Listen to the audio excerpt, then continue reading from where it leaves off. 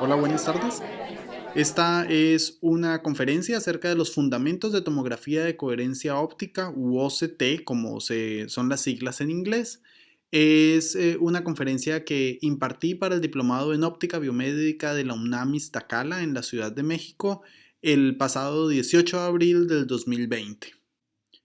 Los planes iniciales eran realizar la conferencia en vivo, pues ya teníamos todo listo, pero bueno, dadas las condiciones de contingencia, entonces decidimos mejor hacerlo en línea. Pero bueno, con seguridad en el futuro cercano vamos a poder discutir este tema de frente a frente. Y bueno, los objetivos de la conferencia son básicamente tratar de responder a estas preguntas. Primero, ¿qué es un OCT? Yo quiero que al final de la conferencia ustedes se hagan una idea a grandes rasgos de cómo funciona un sistema de tomografía de coherencia óptica, en qué banda del espectro operan estos equipos, tipos y tecnologías OCT, para qué se puede usar un OCT. Yo quiero mostrarles de que OCT no solamente se usa para hacer imágenes médicas, se puede usar también para hacer imágenes en profundidad de estructuras en general. Y bueno, quiero finalizar la presentación haciendo una revisión de conceptos básicos y responder una pregunta que me han hecho varias veces y es de si es seguro el uso de OCT para hacer imágenes de tejidos vivos. La respuesta a estas preguntas con seguridad van a estar en las primeras 10 o 15 diapositivas de esta presentación, pero quiero volver a ellas al final para mirar qué tanto hemos profundizado. Entonces, déjenme mostrarles una introducción rápida a lo que es la tomografía. Y para ello imagínense que tienen la siguiente escena. Tienen un conjunto de 4 objetos, cono, cilindro, esfera y semiesfera, que están en un volumen dado. Y su propósito es hacer imágenes en profundidad de estos objetos. Si realizamos un corte transversal de los objetos que se encuentran al frente, la imagen que obtenemos es esta. Y la imagen de los objetos de atrás es esta otra. Pues a la técnica para hacer imágenes de un corte transversal de un objeto dado es lo que se llama tomografía. Como bien ustedes sabrán, técnicas de tomografía hay muchas. Algunas de las más populares son, por ejemplo, la resonancia magnética nuclear, donde se usan microondas para excitar la precesión o giro de moléculas al interior del cuerpo humano. Una vez que esas moléculas están girando, como están cargadas, entonces reemiten radiación que luego permite hacer imágenes como la que estamos viendo a la derecha. Otra técnica muy popular es la tomografía axial computarizada o TAC, donde lo que se usan son rayos X para hacer imágenes del interior del cuerpo. Otra técnica es la tomografía por emisión de positrones o PET, en la que unos materiales radioactivos ingresan al cuerpo humano, se acumulan en tejidos muy particulares, por ejemplo tejidos con cáncer, y luego reemiten radiación. Y entonces esa radiación entonces básicamente se detecta con unos dispositivos al lado y uno puede pues básicamente localizar dónde están los tejidos y así obtener información del interior. Entonces, quiero que se queden con esta idea, o sea, no, falta una. Esta es, bueno, otra técnica de tomografía es la microscopía confocal por escaneo láser. Aquí es más o menos similar como a la de emisión de positrones, solamente que en la de emisión de positrones se usan materiales radioactivos.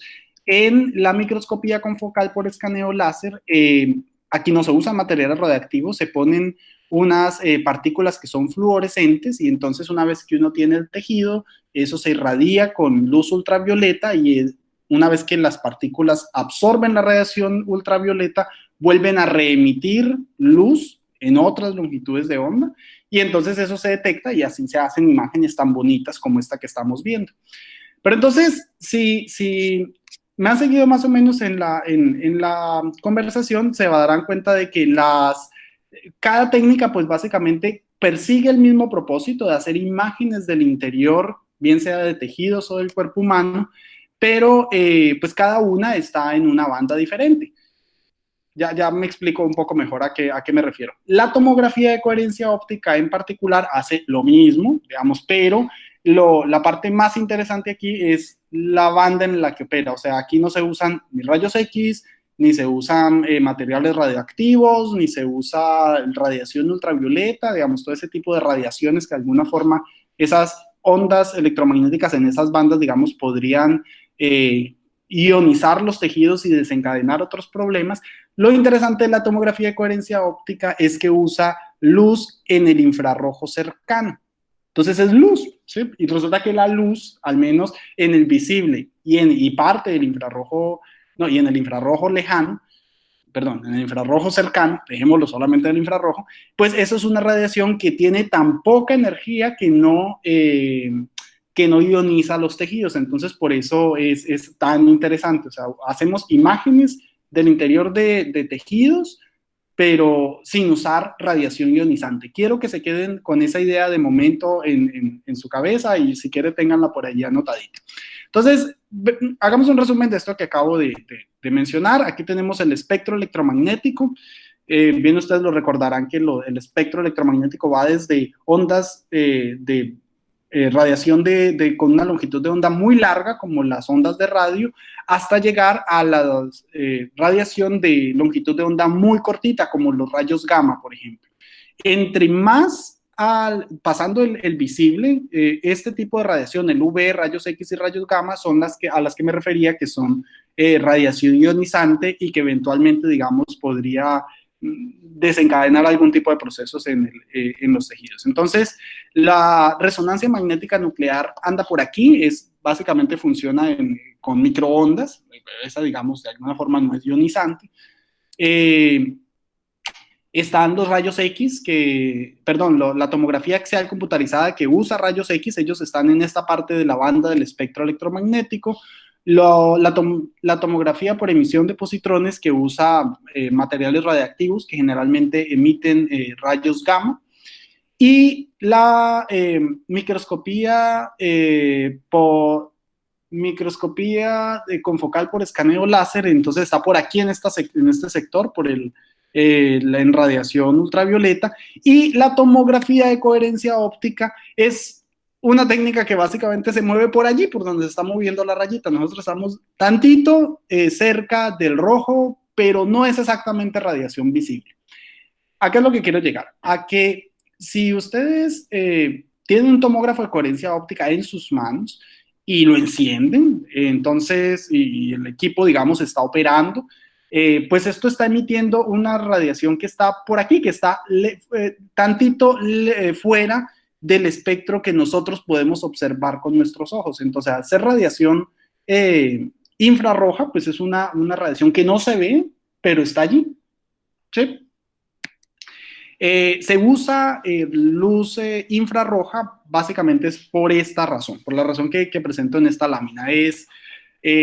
Aquí podemos ver, pues básicamente unas curvas que nos muestran cómo es el coeficiente de absorción de un tejido típico.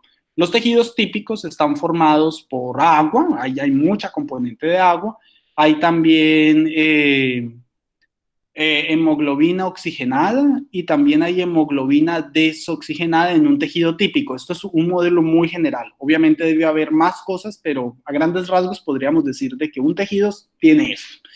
Y resulta que para un tejido típico, en una banda más o menos entre 700 nanómetros y 1000 nanómetros, que eso es infrarrojo cercano, pues esos tejidos, como ustedes pueden ver en estas tres componentes, tienen un mínimo de absorción. Que tengan un mínimo de absorción quiere decir de que si uno ilumina ese tejido en una banda que esté con luz que esté entre 700 y 1000 nanómetros, bueno, ya 1000, el agua absorbe mucho, por ejemplo, pero digamos, si iluminamos entre 700 y 900 nanómetros, vamos a estar más o menos en el mínimo de absorción del tejido. Eso se puede ver en esta imagen que la saqué de OSA OPM, y entonces aquí lo pueden hacer ustedes en casa, o sea, está bien fácil. Toman un puntero láser, se lo ponen en el dedo, y entonces si usan un puntero láser rojo, que el rojo es más o menos por aquí como 632, si es un diodito son 645 nanómetros, pueden ver de que la luz roja básicamente se propaga muy bien a través del tejido. Pero si ustedes cambian el láser y ponen un láser verde, que el láser verde son 532 nanómetros, o sea, estaríamos por aquí, a 532 nanómetros la piel casi no transmite luz. Entonces, la tomografía de coherencia óptica aprovecha esta banda de transmitancia de los tejidos para ubicar, digamos, para fijar la longitud de onda en la que opera más o menos por aquí. Típicamente, los tomógrafos de coherencia óptica operan con luz en 890 nanómetros, máximo 1064. Pero generalmente son 890 nanómetros, 900 nanómetros en lo que operan.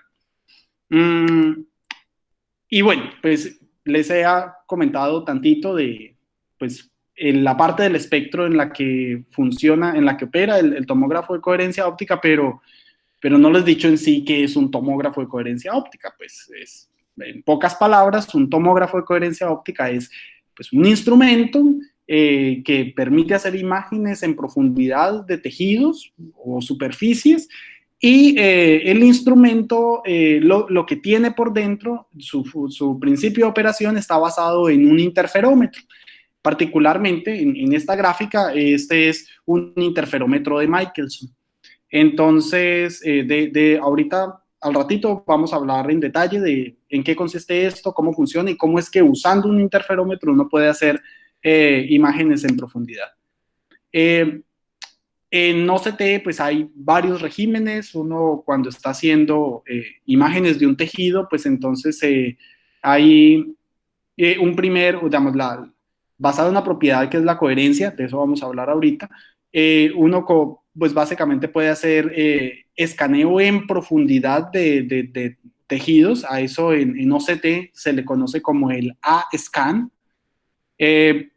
Entonces, el OCT, el interferómetro de Michelson de por sí, así solito, sin mover nada, permite hacer el A-scan, o sea, con solamente el interferómetro y moviendo este espejo, ahorita lo vamos a ver en detalle, uno puede obtener información en profundidad del tejido. Eso es lo que se llama el A-scan. Con el A-scan tenemos información en profundidad. Y moviendo unos espejos, ahorita lo vemos otra vez, no se estresen, ahorita les voy a contar todo. Moviendo unos espejitos, pues entonces uno puede lograr que este A-scan, que es el escaneo en profundidad, entonces se desplace de forma horizontal y vertical para hacer básicamente la imagen en 3 dimensiones. A la unión del A-scan y el B-scan es básicamente a lo que se le llama una imagen OCT. Una imagen es un corte transversal del tejido, ¿no? Bueno, entonces ahí estos son los 2 regímenes principales del OCT. Y algunas aplicaciones interesantes recientes del OCT son, por ejemplo, estas 2, que se las traigo aquí por cortesía del libro del profesor Fujimoto, que fue quien inventó pues esta técnica. Y desde el 2014 se está usando OCT para hacer, por ejemplo, angiography. Angiography es imágenes de vasos y arterias en el interior del cuerpo humano. Entonces, el OCT ha sido muy interesante. Déjenme les muestro aquí en esta imagen de endoscopía OCT, lo que estamos viendo es la faringe de un conejo. Y entonces, en la faringe de un conejo, fíjese cómo el OCT permite, o sea, en una endoscopía convencional, si te meten una cámara, pues básicamente a la faringe, con una cámara lo único que puedes ver es la parte exterior, digamos, puedes ver el esófago, la faringe, pero solamente en la capa interior.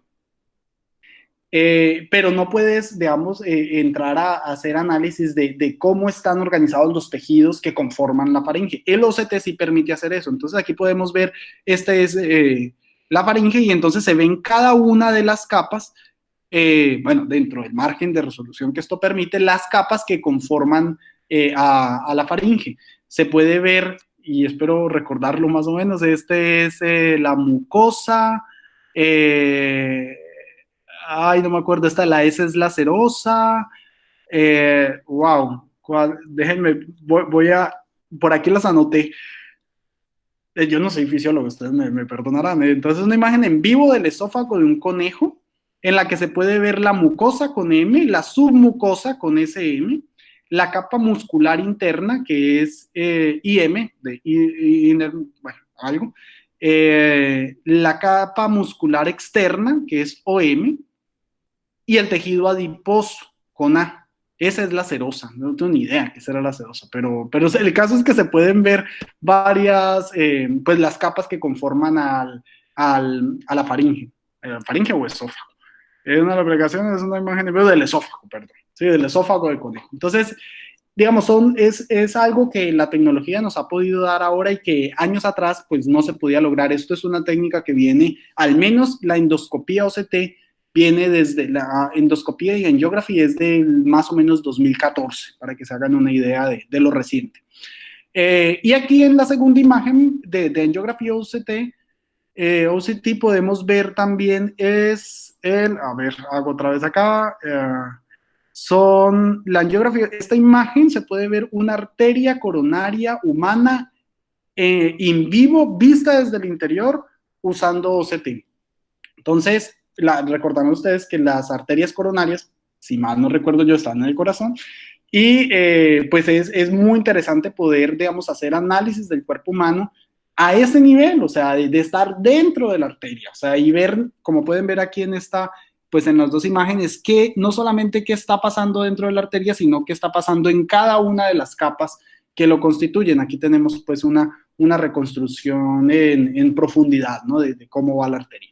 Entonces son pues algunas aplicaciones interesantes y recientes del OCT. No solamente se usa para hacer imágenes de la retina.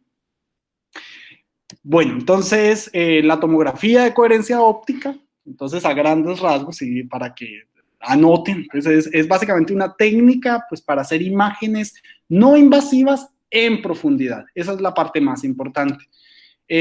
Bueno, se llama óptica porque usa una parte del espectro visible, porque es una parte del espectro, entre comillas, visible, no es visible porque es infrarrojo, pero está ahí cerca del visible, de las ondas electromagnéticas, y la parte que ahorita seguramente para ustedes va a sonar un poco esotérica o una cosa así como muy obscura, es que usa una cosa que se llama la coherencia, que la coherencia, como vamos a ver cerca después de la segunda mitad de esta conferencia, es una propiedad de la luz que ya luego vamos a discutir. Entonces, esta de transparencia, esta diapositiva, pues básicamente resume, espero que resuma para ustedes de qué se trata la tomografía de coherencia óptica. Bueno, eso era la introducción. El contenido de esta presentación es, pues la presentación va a estar dividida en dos partes. Tres, vamos a ver. La primera parte es, les voy a contar un poco de la historia del OCT. A mí se me hace una cosa muy linda, pues no, a días atrás le compartí un artículo a Irán, no sé si se los hizo llegar o si ustedes por su cuenta lo leyeron o algo así, y es lo que se basa esta primera parte de la presentación. Es una historia de emprendimiento y éxito con todas las dificultades y todas las cosas que nos pasan a nosotros como seres humanos de por medio, ya se van a dar cuenta. La segunda parte de la presentación, pues vamos a entrar al detalle técnico, ¿no? De cómo funciona un OCT, qué es eso del interferómetro de Michelson, cómo se puede usar un interferómetro para hacer imágenes en profundidad de un tejido. Y bueno, ahí vamos a hacer una revisión rápida sobre la interferencia de campos de luz y vamos a hablar de varios, al menos dos tomógrafos de coherencia óptica que a mi juicio son muy importantes y que quiero que ustedes se lleven para sus casas, para su conocimiento, que es el tomógrafo de coherencia óptica en el dominio del tiempo. Fue la idea inicial y es relativamente fácil de seguir. Y luego hay otro tomógrafo que es el más, digamos, el estándar actual del OCT, que se llama tomógrafo de coherencia óptica en el dominio de la frecuencia. Ya hablaremos de qué se trata eso. Hay otros que son, bueno, otro que se llama el OCT por barrido espectral, ese es, digamos, más costoso y más reciente todavía. Y bueno, la tercera parte de la presentación, teníamos pensado con Irán, pues ya que yo fuera a la Ciudad de México, hacer una demostración experimental de esto, ¿no? De un OCT hecho, perdón por la expresión, ¿no? Pero así, hecho a pie, hecho a pata, pues ahí entre nosotros mismos y ver de que no es nada del otro mundo, es algo que todos podemos hacer, o sea, se necesita una fuentecita de luz, unos espejitos, unas cosas ahí, no es nada del otro mundo, básicamente es pues ponerse ingenioso, ¿no? Y hacer, quizás aplicar algo de tecnología, pero no es nada del otro mundo, es relativamente fácil. Y voy a finalizar la presentación con un resumen y una bibliografía recomendada. Entonces, bueno, empecemos con la primera parte, ¿no? Del OCT. Esta es una historia de ciencia, hay mucha ciencia detrás, emprendimiento y éxito, ¿sí? Entonces, bueno, el OCT empieza en el año de 1973, si mal no recuerdo. Empieza con este señor que se ve en la foto, que es Adolf Fercher. Él es de Viena. Y en el 73, esto es muy viejo todavía, no sé cómo lo estoy mostrando, pero en el 73, Fercher lo que buscaba era hacer medidas básicamente del interior del ojo. O sea, él quería, con una técnica usando luz parcialmente coherente, pues, por ejemplo, saber qué distancia hay del cristalino a la retina, o si se pudiera, por ejemplo, saber cuál es el grosor del cristalino. Ese era, digamos, el propósito del trabajo de Fercher, ¿no? Entonces, eso fue en 1939. El viejito ya se murió en el 2017. Pero bueno, fue un primer trabajo, fue una cosa, digamos, allí que quedó escrito, ¿no? O sea, un artículo científico de algo interesante. Cuenta la historia que en 1989, más o menos, o sea, a finales de los 80, este señor que estamos viendo en la foto, James Fujimoto, era un estudiante de doctorado del MIT.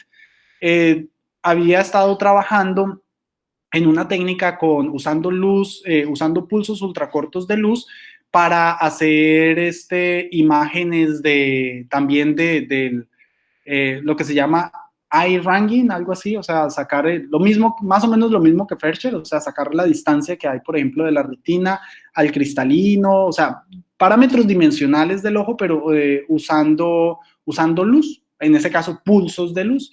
Era como una especie de técnica Doppler, donde envías un pulso de luz, y la luz se refleja en una primera capa, luego se refleja en la otra, porque como es un pulsito. Entonces, dependiendo del tiempo de retardo entre esos dos pulsos, más o menos uno podría hacer una imagen de cómo está eso, ¿no? Qué distancia hay entre capa y capa, y así sucesivamente. James Fujimoto y Eric Iffen, que creo que Eric Iffen era su asesor de tesis, algo así, pues publicaron este trabajo, y en ese tiempo vieron la posibilidad. Antes de. Entonces, publicaron este trabajo de hacer imágenes del interior del ojo, pero usando pulsos ultracortos.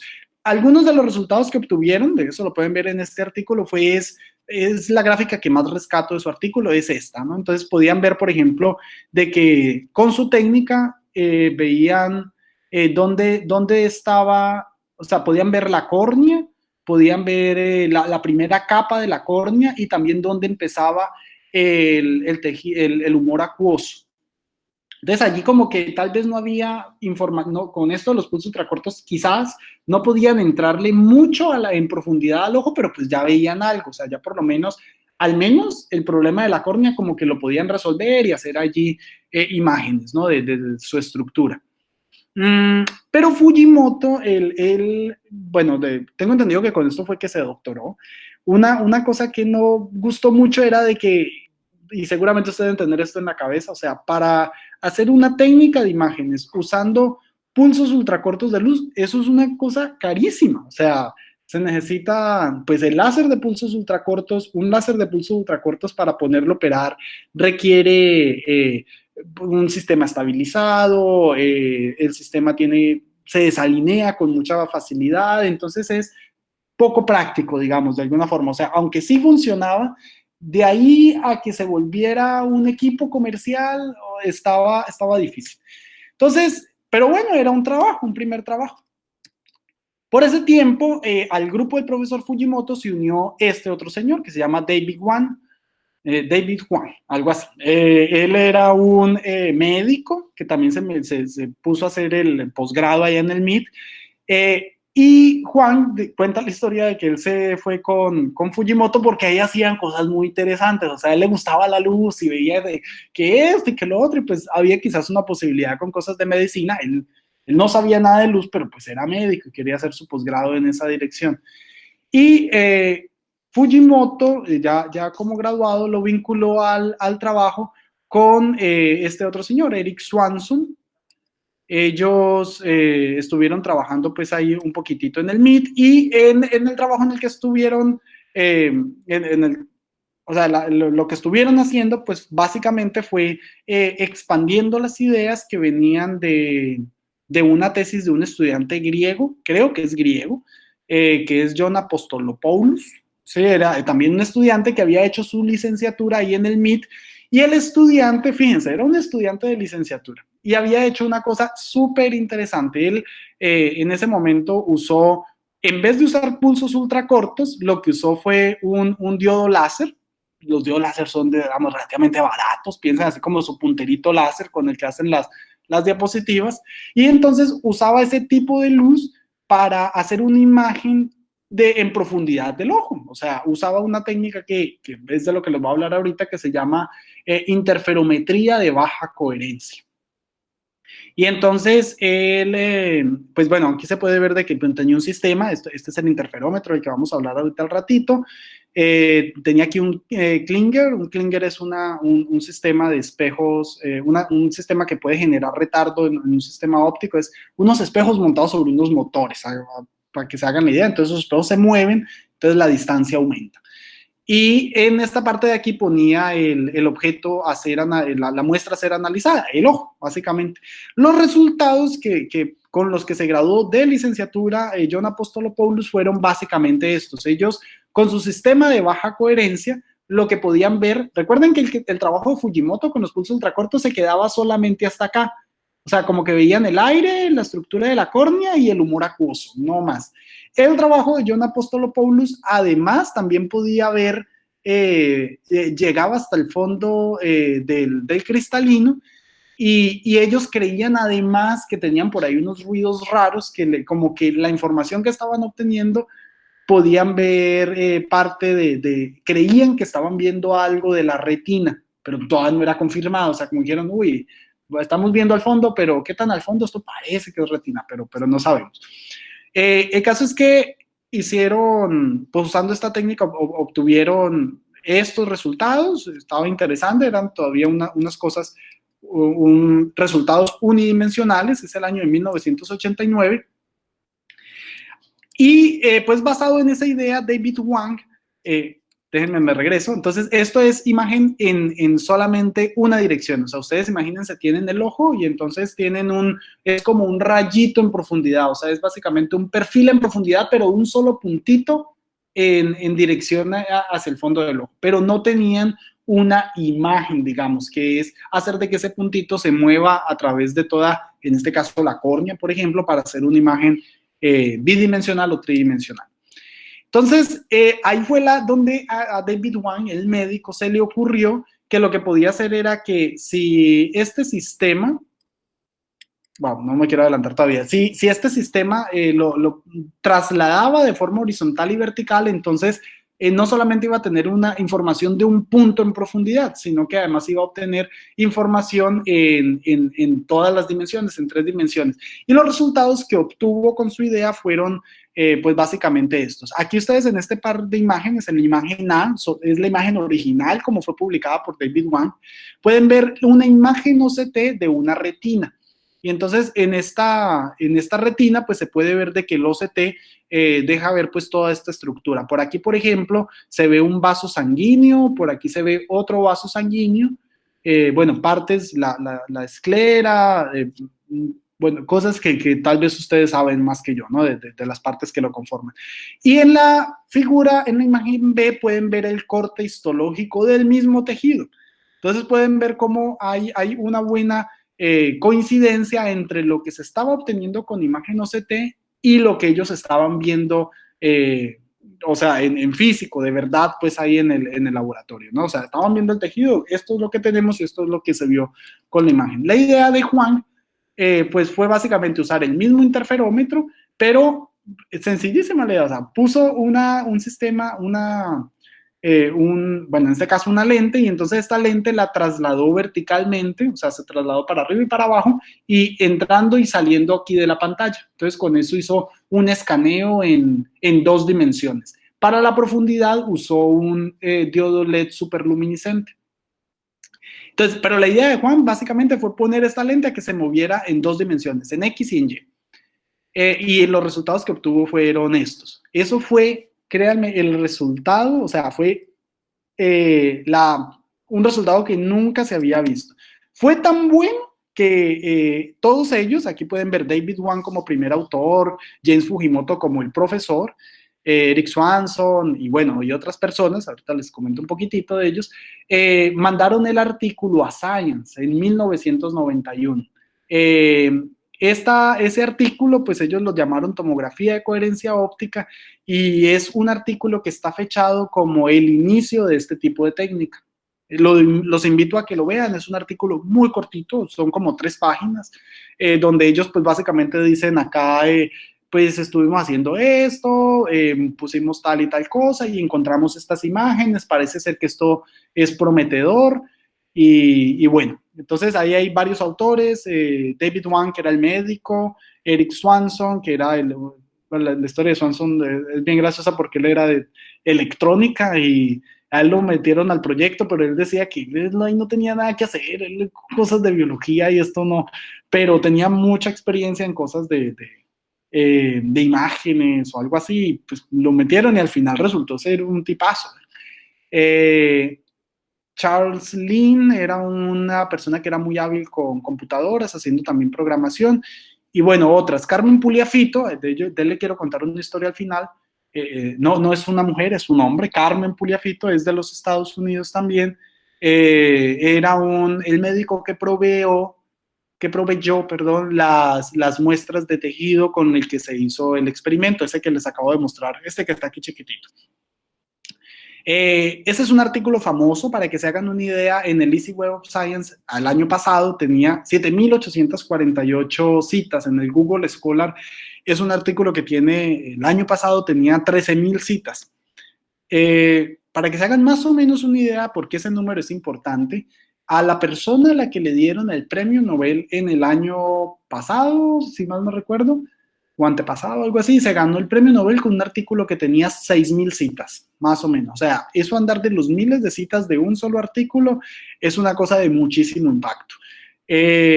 Bueno, modestia aparte, yo creo que en un futuro, no sé si lejano o cercano, yo creo que a uno de ellos, o a todos, bueno, no pueden ser todos, al menos máximo 3, yo creo que son candidatos a ganarse el premio Nobel bien sea de física o de fisiología, o sea, una cosa así.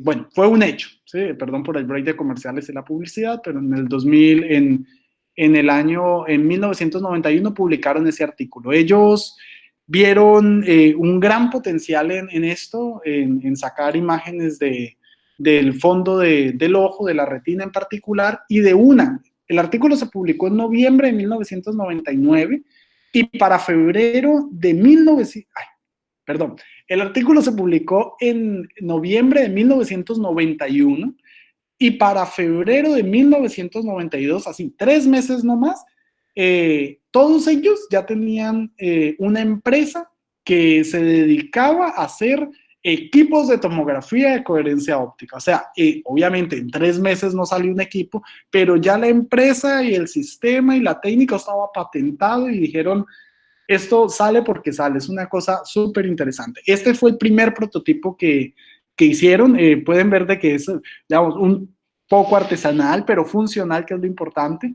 Es básicamente un sistema creo que es un sistema de una lámpara de hendidura o algo así, donde la adaptaron para poner aquí la electrónica y la óptica que se necesita para hacer tomografía de coherencia óptica, ¿no? Entonces, pues por aquí tienen, creo que por aquí, por este cablecito amarillo, esto no es un cable, sino que es una fibra óptica, entonces llega la luz, aquí tienen un cubito, un divisor de haz, parte de la luz viene para acá, al ojo, la persona pues se para aquí, pone aquí su mentón y todo, y entonces la luz se refleja en el ojo y entonces esto vuelve y capta la luz y la lleva a esta cajita, este cablecito amarillo por aquí llega y entonces llega aquí a la electrónica y la óptica que hace básicamente el procesamiento.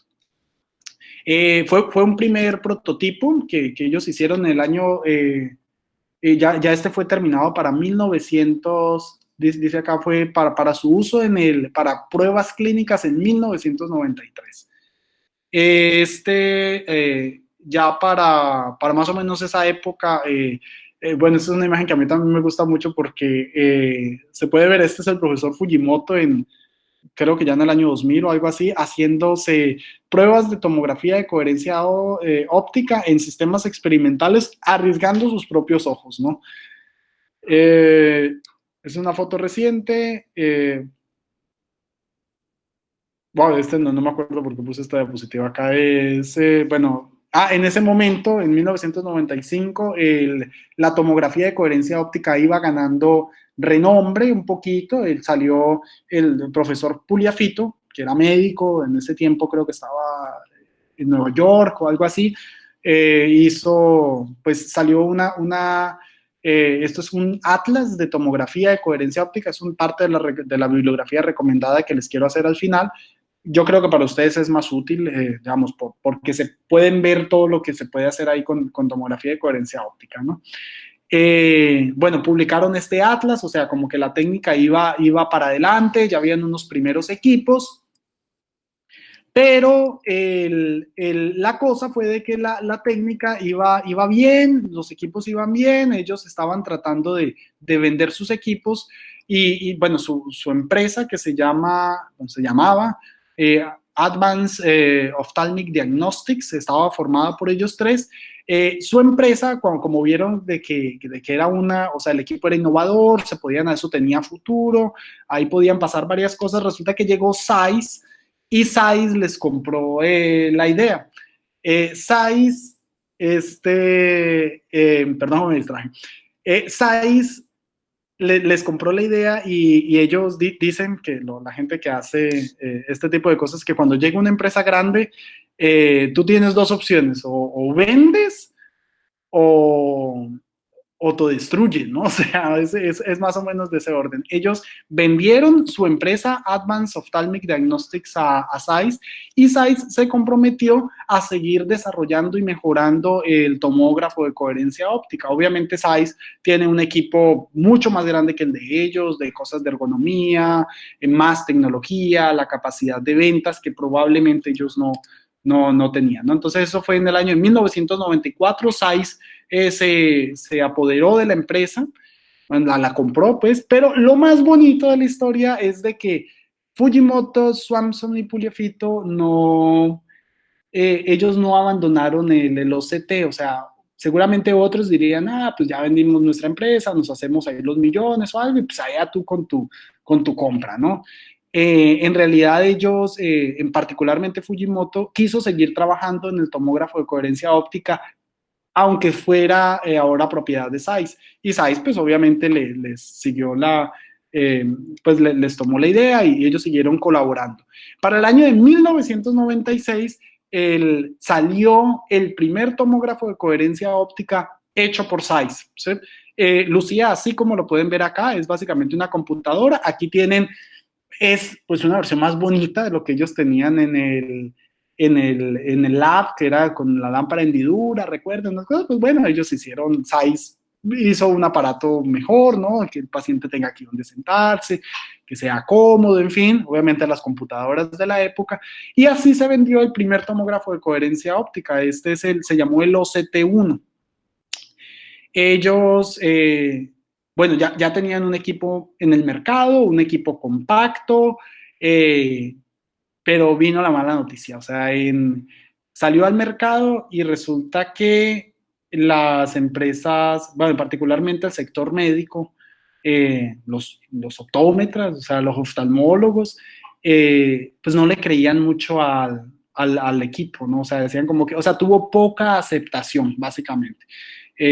No sé por qué razones, si es que era costoso o esto, no gustaba o no sabían cómo funcionaba, no sé, poca aceptación. Y Zeiss, tratando de mejorar esto, pues entonces en el año 2000 le hizo una mejora, siguieron trabajando en mejorarlo a ver si podían lograr convencer al público médico de que el equipo era bueno, de que servía para muchas cosas, pues le hicieron ahí unas mejoras. Cuenta Fujimoto que fueron básicamente unas mejoras cosméticas, o sea, el equipo era el mismo, pero pues le pusieron una computadora más moderna, lo hicieron más ergonómico, no sé, pero era el mismo equipo, básicamente, solamente que pues, lo adaptaron a ver si como tratando de ponerle ahí los moñitos para que las personas lo compraran, ¿no? Pero la mala noticia fue de que el equipo no se vendía, o sea, sí, nada, no se vendía.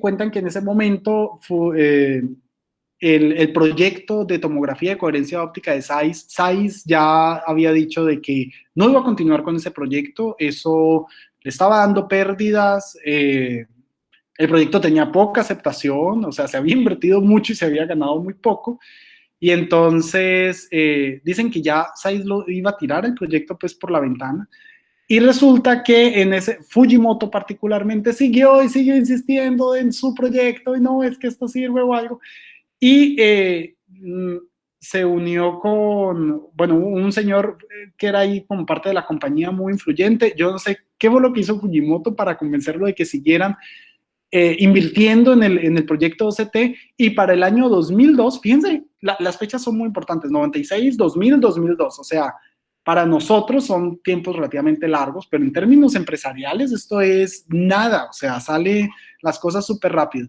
En el año 2002 salió al mercado el tercer prototipo de tomógrafo de coherencia óptica que se llamó el Stratus OCT3. La diferencia del OCT Stratus en comparación con los otros es de que estos estaban basados en la primera idea de tomógrafo de coherencia óptica, que era desplazando un espejito. Ahorita les cuento cómo funciona. Eso funciona bien, pero es un sistema lento, básicamente. En este ya era un tomógrafo de coherencia óptica en el dominio de la frecuencia, que es muchísimo más rápido.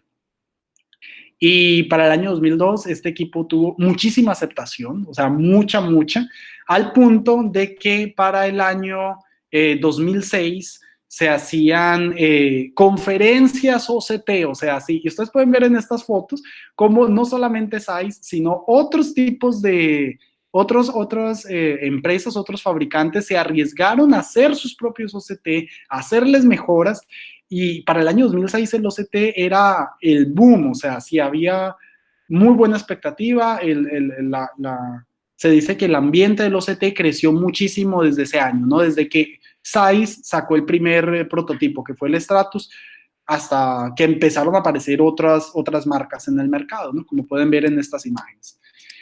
Entonces, la tomografía de coherencia óptica, ya entrando un poco más en resumen de esta historia, pues es una técnica que tiene en esencia dos variantes. Una es lo que se llama Time Domain OCT, TDOCT, que fue la que salió en 1996, que es la que les digo que es lenta, pues, pero funcional, pero lenta, que funciona moviendo un espejito. Hay otra que se llama Spectral Domain o Frequency Domain o tomógrafo de coherencia óptica en el dominio del tiempo, que salió en el 2003 con el Stratus OCT. Básicamente esos son dos tipos principales de OCT que incluso perduran hoy en día. Obviamente el Spectral Domain o Frequency Domain OCT pues ha tenido más renombre y es más popular. Una variante de este sistema OCT es otro que se llama Swept Source OCT. Fue una idea que salió desde 1995 y que hoy en día los tomógrafos de coherencia óptica por Swept Source es por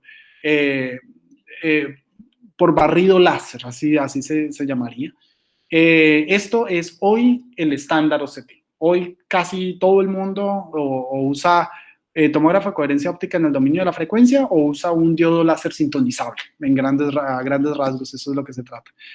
Pero el OCT no solamente se restringe a esto, hay un montón de sistemas OCT. Hay uno que se llama DOCT, que funciona con efecto Doppler. Hay otro que les hablé al principio que se llama Angiography OCT. Hay otros que usan técnicas de polarización de la luz para hacer también imágenes en profundidad. Hay otros que en vez de usar detectores puntuales usan cámaras. Ahorita solo escúchenme así y ya vemos eso en detalle ahorita más o menos de qué se trata. Otros que usan cámaras para sistemas de detección y muchos más. O sea, hay otro que se llama Differential Phase OCT, que no tengo ni idea cómo funciona, pero por ahí lo he encontrado. Y hay uno en particular que a mí me gusta mucho, que todavía estoy aprendiendo, que se llama el Master Slave OCT, que es algo que se hizo en el Reino Unido y que, bueno, gracias a Dios yo tuve la oportunidad de estar allá con ellos, aprendiendo un poquito de cómo funciona esa técnica. Este es una gráfica muy interesante, ya para finalizar la historia de cómo ha evolucionado el OCT, al menos en términos, en función de las compañías que se han creado. Entonces, la primera fue AOD, que fue comprada por Zeiss, como les dije, como les comenté, fue la idea, pues el primer prototipo, ¿no? Que en 1992, que ya tenían ahí pues la empresa hecha. Pasó hasta el año de 1997, más o menos, cuando apareció la segunda, y así han ido apareciendo un montón de sistemas de fábricas o empresas que se han creado basados en esta idea del OCT. ¿A qué quiero llegar yo con esta gráfica? Es si ustedes están digamos, interesados digamos, en sus empresas o en su laboratorio o algo de tener un sistema OCT, hay muchísimos fabricantes. O sea, esta imagen solamente les da una idea de dónde podrían conseguir un sistema OCT. Por ejemplo, en óptica usamos muchísimos, bueno, los que hacemos investigación en óptica física, usamos muchísimos equipos, por ejemplo, que son vendidos por Tor Labs. Tor Labs tiene su propio sistema OCT. OptoView es uno que es muy famoso también. A ver cuál veo por aquí otro. Bueno, hay varios allí, ¿sí? Solamente como por mencionarles esos dos. Hay uno que se llama Michelson Diagnostics, mira, no sabía. Este es una gráfica que nos muestra cómo ha sido el crecimiento del número de publicaciones que se han hecho en OCT. Y aquí quiero llamar particularmente su atención. ¿Recuerdan? Mira, la primera publicación de un sistema OCT salió en 1991. Fue el artículo Science que les dije que tenía como 7,000 y cacho de citas, ¿no? Pero fíjense cómo el número de publicaciones ha ido creciendo, esto ha ido creciendo como crece el coronavirus, o sea, así creciendo exponencialmente. Y el OCT, aunque la primera aplicación que se hizo fue pues para hacer imágenes del interior del ojo, en realidad hoy se usa OCT para un montón de cosas. Se usa OCT para hacer imágenes cardiovasculares, se usa en tecnología, para odontología, urología, ginecología, microscopía, cirugía, en fin. Incluso se usa sistemas OCT para hacer inspecciones de piezas de arte, por ejemplo. Si ustedes tienen una pintura, digamos, relativamente antigua, y bueno, no tiene que ser antigua, una pintura en el que tiene, pues la pintura ha sido pintada por varias capas o ha sido reconstruida mejor. Con el OCT uno puede obtener imágenes de cada una de las capas que hacen, que conforman la pintura, ¿no? Que es la misma idea que tenemos con el tejido ocular. O sea, la retina está formada por capas y si queremos acceder a estas capas, ver una imagen en 3 dimensiones, pues un sistema OCT, digamos, se puede usar sin ningún problema para ese tipo. Bueno, esta es una imagen de lo que ha pasado en el mundo en términos de publicaciones. Esta es otra imagen que nos muestra cómo han sido las colaboraciones en OCT en el mundo. La idea es que el punto gruesote es donde más se hace OCT, que fue en el MIT, fue donde se inventó. En el MIT pues el MIDE colabora con muchos grupos, ¿no? En particular, bueno, con otras universidades. Aquí podemos ver cómo están los enlaces y aquí podemos ver cómo son esto parece puro gráfico de coronavirus, de veras. Ahorita que lo veo de nuevo, pero es una imagen de cómo está asociado el OCT, cómo hay colaboraciones en diferentes grupos. Hay una noticia buena y una noticia mala de este gráfico. O sea, la buena es de que hay mucha colaboración, más bien hay dos buenas. Bueno, la buena es que hay mucha colaboración. La mala es que, como pueden ver, en América Latina tenemos muy poco de investigación en OCT. Esa dije una buena y una mala. Hay mucha colaboración, pero hay poca en Latinoamérica, o no hay, o sea, prácticamente solamente aquí esta puntita aquí es de Sao Paulo. por aquí, por México, pasa derecho y por toda América Latina.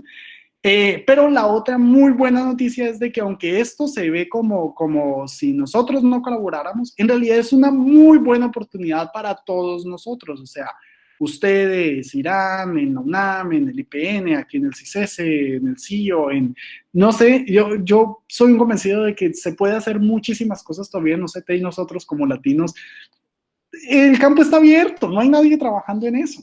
Y por lo menos es la posibilidad de abrir una puertita que no se ha abierto en América Latina. Este ya es un resumen más o menos de lo que ha pasado en OCT desde los años 70, que fue recuerdan de la idea de Fercher, ¿no? De poder hacer imágenes del interior del ojo. El eye ranging, como decía, hasta el 2014 es una lámina viejita, pero que nos muestra de que en el año 2014 fue cuando salió por primera vez un equipo comercial de Angiography OCT para hacer imágenes de vasos sanguíneos. Esto todavía está en vivo, o sea, yo creo que hay muy poquititas empresas que hacen equipos de Angiography. Y bueno, esa es la primera parte de la conferencia que les voy a mostrar. Hagamos un break de comerciales hasta allí. ¿Sí me están escuchando?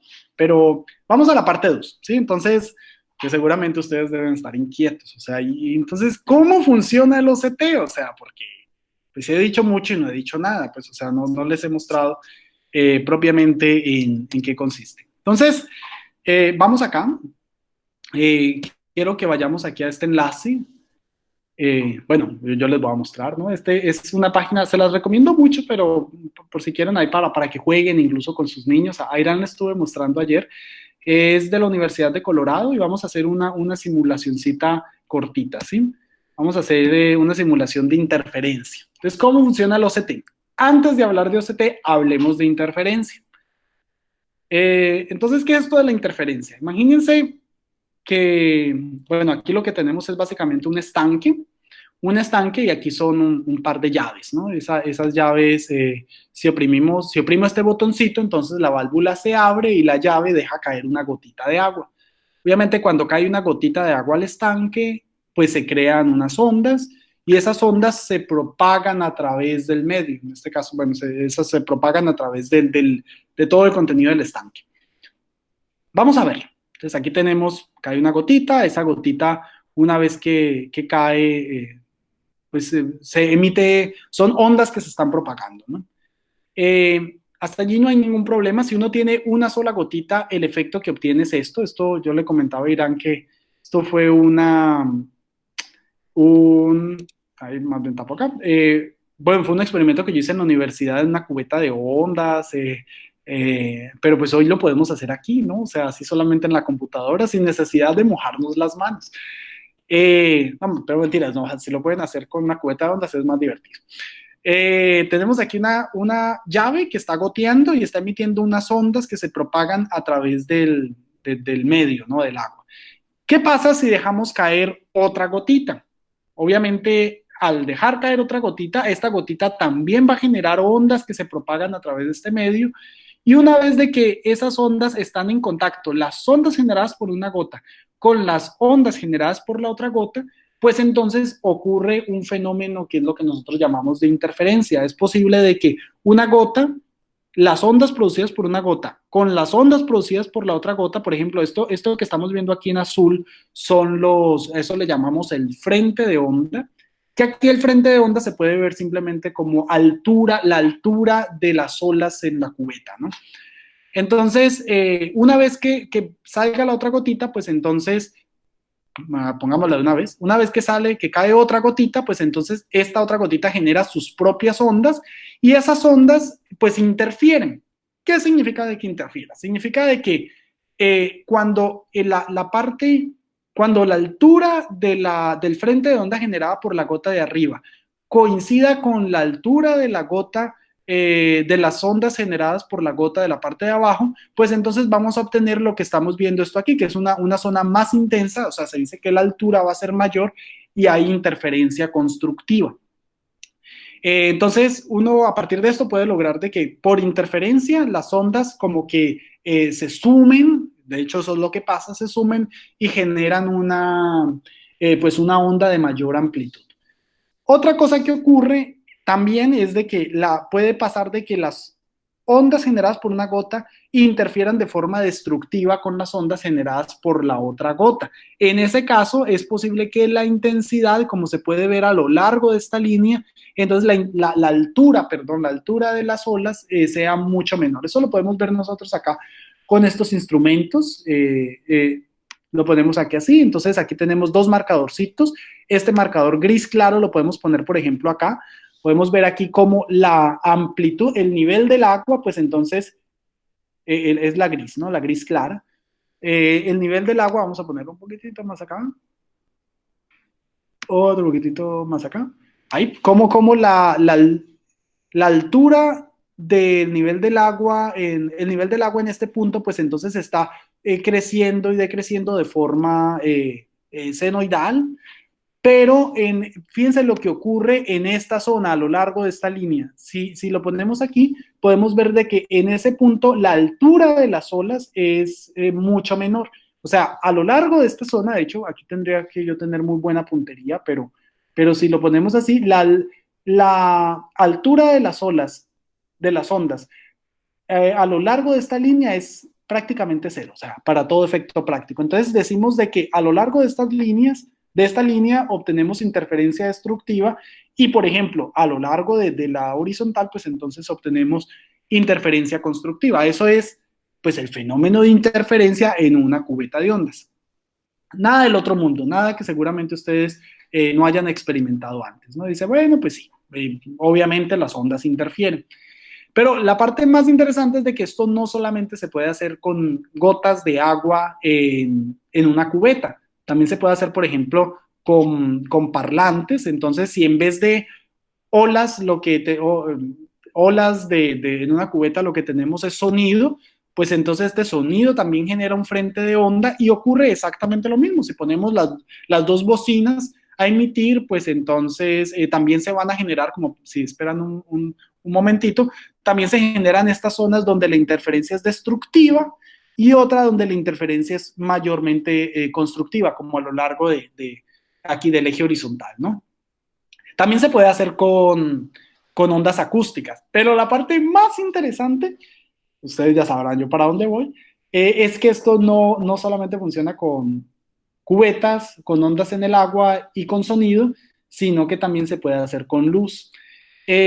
Pues vamos atrás. Cubetas en el agua, el fenómeno es digamos, estos frentes de onda, lo que estamos viendo aquí son niveles, altura de las olas, ¿no? Con sonido, lo que estamos viendo es la intensidad del sonido, ¿no? O bueno, en realidad lo que vemos con sonido son variaciones en los cambios de presión. Ahorita no importa tanto eso. Pero también podemos hacer el experimento con luz. Si estos son dos lásercitos, si este láser emite también un frente de onda y ponemos otro lásercito que está cerca, entonces lo que obtenemos es el mismo fenómeno. O sea, fíjense cómo incluso con luz, pues también aparecen estas zonas donde la interferencia es constructiva, por ejemplo, a lo largo de la horizontal y destructiva a lo largo de estos radios, ¿no? Podemos hacer el mismo experimento, lo ponemos, por ejemplo, acá, entonces aquí la interferencia es destructiva y aquí la interferencia es constructiva. Podemos ver cómo las amplitudes de las dos ondas pues son diferentes, ¿no?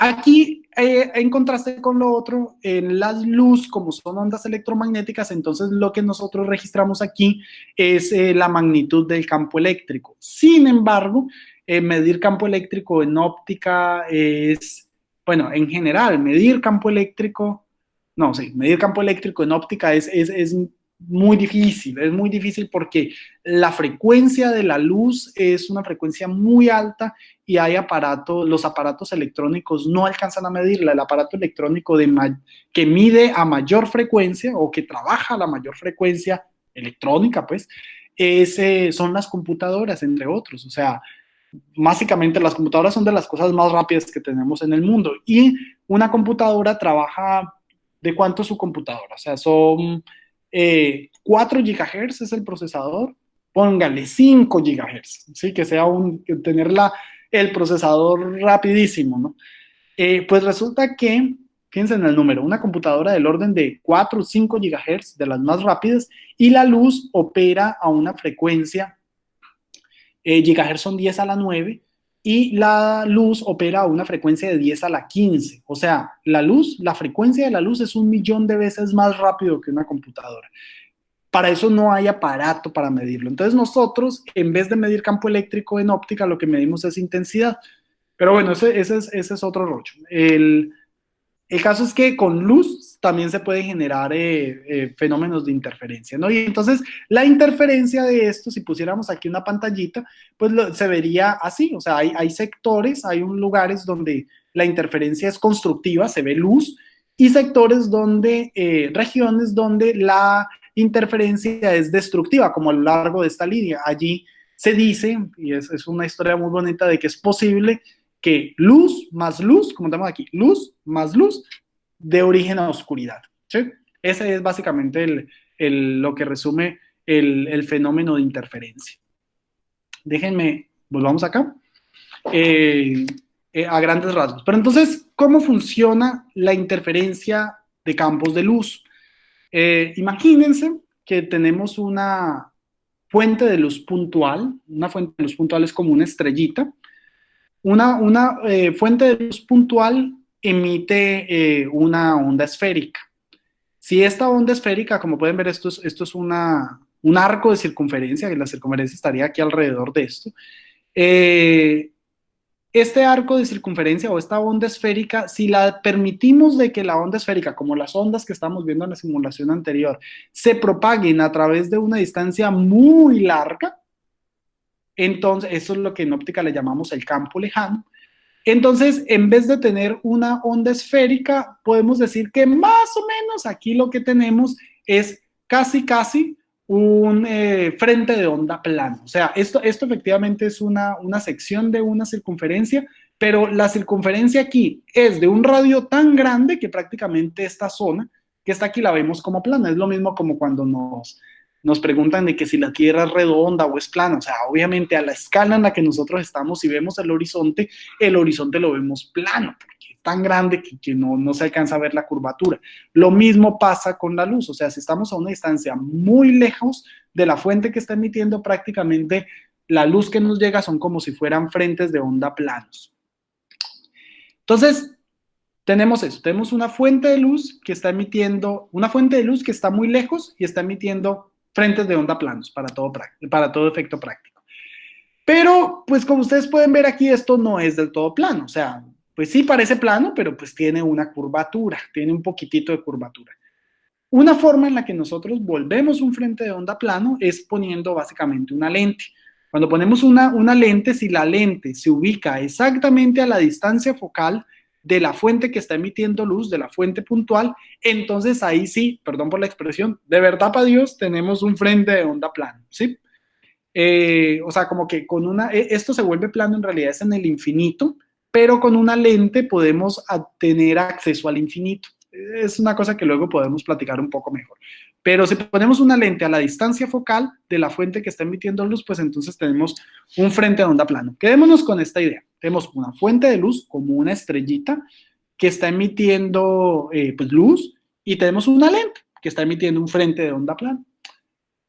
Entonces, hasta ahí vamos. Llevamos un frente de onda plano, pero queremos hacer interferir este frente de onda plano con otro frente de onda plano. Entonces, imagínense si tenemos un frente de onda plano y, antes de que se me olvide, una onda plana o un frente de onda plano, eso matemáticamente se escribe así, como que es la amplitud compleja, así se llama, se escribe como U0 por E a la I kz.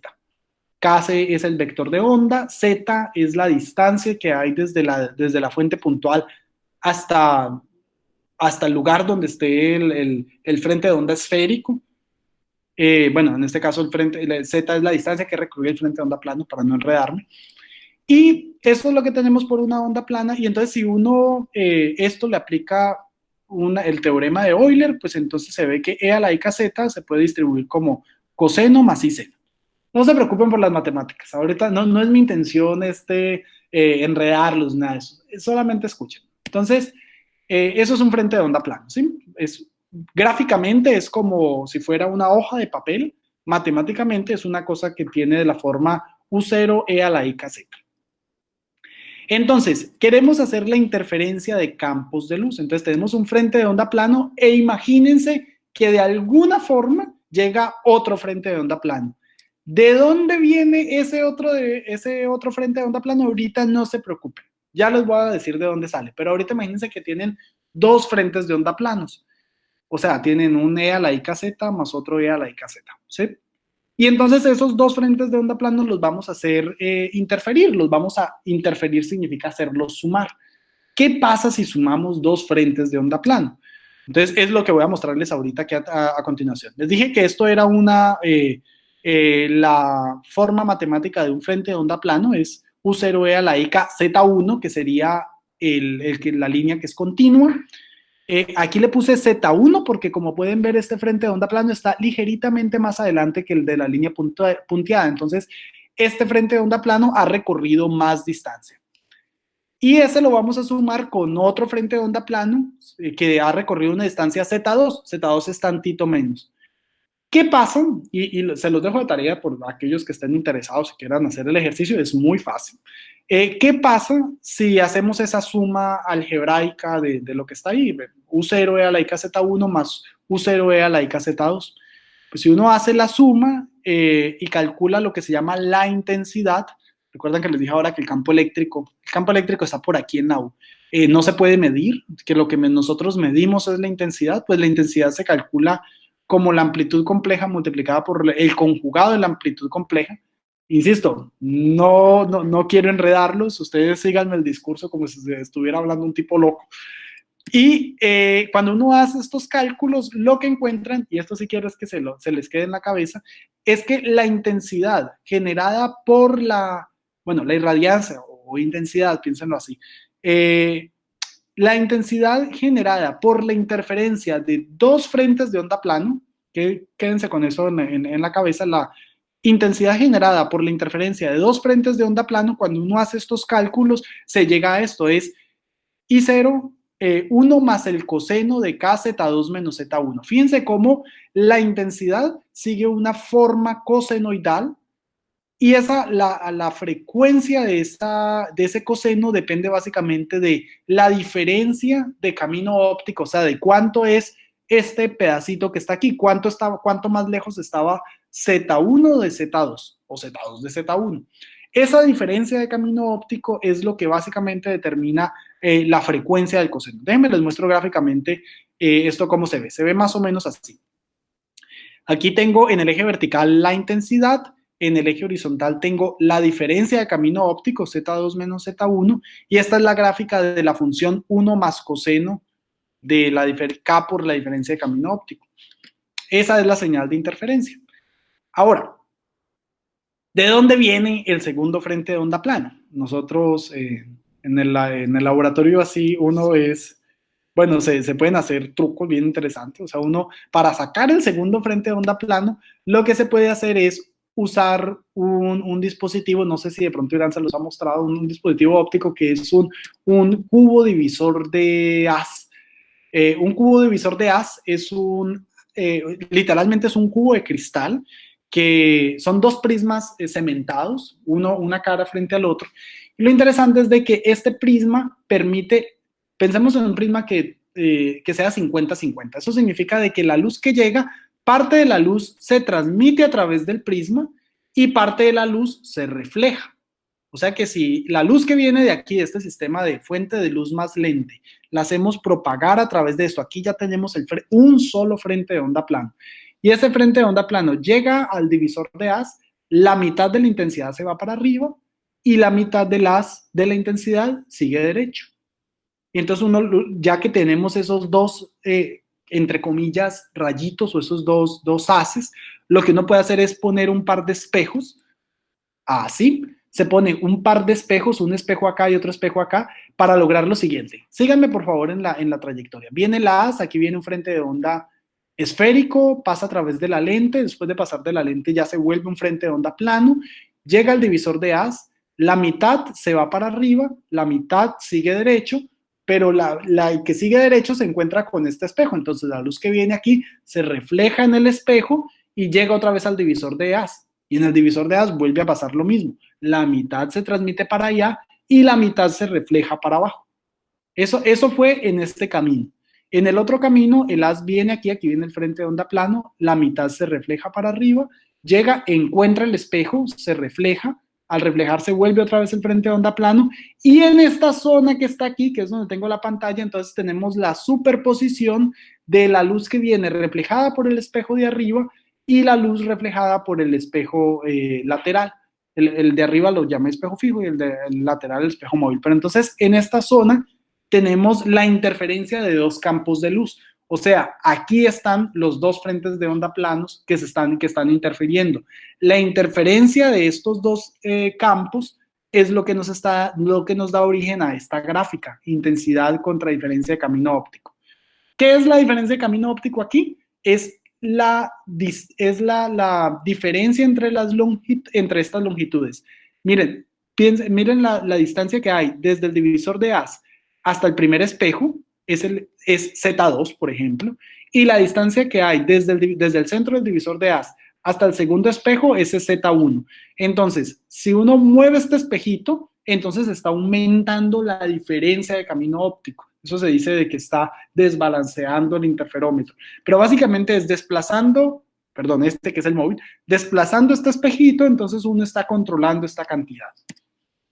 Es básicamente, entonces cuando uno desplaza el espejo, lo que ocurre es que uno se está moviendo a través de esta curva. A ver si les muestro un poquito mejor porque pasó ahí muy rápido. Entonces, nuevamente, desplazando este espejito, uno se está moviendo a través de la curva de interferencia. Muy bien. Eso ocurre así, la señal de interferencia tiene una forma cosenoidal, sí y solo si la fuente de iluminación es perfectamente monocromática. ¿Eso qué significa? De que la luz que está generando esta fuente tiene un solo color. Es decir, es como la luz generada por una fuente láser. Seguramente, no sé si ustedes saben, pero los láseres se caracterizan por ser fuentes de luz muy monocromáticas. O sea, un láser rojo es rojo y de veras casi únicamente rojo. En contraste, una bombilla incandescente, como les voy a mostrar ahorita al rato, pues una bombilla incandescente cuando nos emite luz blanca o luz amarilla, eso no es exactamente amarillo, es una combinación de varios colores que al final nos da ese tono que es lo que estamos observando. Pero en los láseres eso sí es muy monocromático. Entonces, eso ocurre si todo esto que les acabo de mostrar funciona así, que esto es un coseno, la señal de interferencia, únicamente si la fuente es monocromática, o sea, que sea monocromática en matemáticas, eso es decir, de que el espectro es una delta de Dirac. No se preocupen por eso, es una delta de Dirac. Pero, ¿qué pasa si en vez de una fuente monocromática tenemos una fuente de espectro ancho? O sea, así como la lámpara incandescente que les estaba diciendo ahora, o un diodo LED mejor. Sí, o sea, que tiene varios colores. O sea, es anchito, no es tan delgadito. ¿Cómo es el fenómeno de interferencia en ese caso? Bueno, es un ejercicio que no voy a desarrollar acá, ahorita solo les voy a mostrar el resultado, pero si uno, en vez de usar un espectro monocromático, que sea monocromático aquí es que solamente se usa una K, si tenemos aquí varios tipos de vectores de onda, un conjunto de vectores de onda, entonces este cálculo se modifica haciendo básicamente es una integral. Si uno hace la integral y la pesa por la forma del espectro SDK, entonces en el caso del espectro rectangular, el resultado que se obtiene es este. Quiero que me presten harta atención aquí en este pedacito. No importa tanto el procedimiento, sino de momento solamente el resultado. La función de interferencia sigue una forma, fíjense que es como lo mismo de antes, es 1 más coseno, pero ahorita la amplitud del coseno está modulado por una función sinc. ¿De dónde salió esta función sinc? Del espectro rectangular. Si aquí hubiéramos puesto un espectro gaussiano, entonces aquí en vez de una sinc habría salido una gaussiana. En general, lo que va a ir delante del coseno está asociado con la transformada de Fourier de la forma del espectro que nosotros pongamos acá. Particularmente cuando uno tiene un espectro rectangular, la transformada de Fourier de una función rectangular es una función sinc. Pero bueno, Entonces, si uno tiene un espectro ancho, o sea, una luz, una fuente de luz que emite en varios colores, el fenómeno de interferencia que ocurre en este sistema, esto es el interferómetro de Michelson, por cierto, entonces el fenómeno de interferencia se modifica de esta forma. ¿Pero eso qué significa? Si hacemos una gráfica de esto, ahorita, recuerdan que antes salía un coseno que mantenía siempre la misma amplitud, pues el hecho de que la amplitud del coseno esté modulada por esta función sinc hace de que ahorita solamente haya interferencia dentro de esta zona. A esa zona, bueno, hay interferencia en todo lado, pero pueden ver que solamente en el lóbulo central es donde la interferencia tiene su mayor amplitud. Aquí esta parte del coseno es intensa. En cambio, por ejemplo, estos lóbulos son menos intensos y entre más lejos esté, son cada vez menos intensos. A la zona donde la interferencia es mayor o donde hay palabras textuales, o sea, así como sacado del libro, donde la interferencia tiene su mayor visibilidad, a esa zona se le llama la longitud de coherencia de la fuente de iluminación. Si uno reemplaza aquí en las formulitas y hace pues ahí los cálculos, se puede dar cuenta de que la longitud de coherencia de una fuente de iluminación cuando el espectro es rectangular sigue la fórmula lambda cuadrado sobre delta lambda. Quiero que anoten esa formulita, ahorita la vamos a usar al ratito. Si no la anotan, yo ahorita vuelvo y se la demuestro, no hay problema, pero ténganla en mente. La longitud de coherencia, es decir, la zona en la cual se obtiene la mayor interferencia está dado por esto, depende de lambda, o sea, de la longitud de onda, del color de la fuente de iluminación y depende de qué tan ancho es el espectro. Ustedes pueden ver de esta formulita que entre más ancho sea el espectro, esto es un cociente, ¿no? Entre más ancho sea el espectro, o sea, cuando delta lambda tiende a ser muy grande, entonces la longitud de coherencia tiende a ser muy corta, claro, porque lambda al cuadrado, que es un número, dividido entre algo muy grande, tiende a ser muy pequeño. Y al contrario, ¿no? Si por ejemplo, en el caso del láser, cuando teníamos aquí una cosa que es muy angostita, pues entonces en ese caso delta lambda es muy pequeño y un número dividido entre algo muy pequeño va a ser algo muy grande. ¿Eso qué quiere decir? Que uno puede, con un sistema de estos, controlando el ancho del espectro, determinar cuál es la longitud de coherencia del experimento. Es decir, casi que puede determinar cuál es la zona en la cual la interferencia va a tener mayor amplitud. Eso en términos del OCT es súper importante porque recuerdan que con OCT uno lo que quiere hacer es imágenes en profundidad, o sea, imágenes se tienen la retina y ustedes quieren sacar la imagen de cada una de las capas de la retina.